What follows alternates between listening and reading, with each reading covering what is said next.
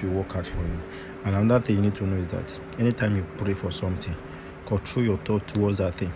There's a way this universe working. It says that when you pray for a particular thing, by the time you keep thinking about that thing over and over again, the universe will wait. You will say, you are not ready. Maybe you want to change your mind.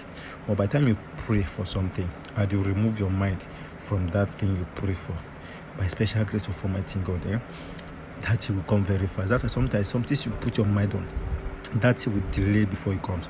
But some things you don't put your mind on, before you know, you wish for it, you don't take it serious, before you know, that thing will come. So that is the way the universe works. So if you can understand this secret, you can manipulate the universe to work for you. So by the time you pray for a particular thing, a thought is coming up, maybe that thought is trying to tell you, are you sure this thing will work? You will tell the thought, hi, but if so, you will say, it's either I make it or I make it. There's no two ways about it. So if you say that I get married this year or I get married this year, or like it's either I get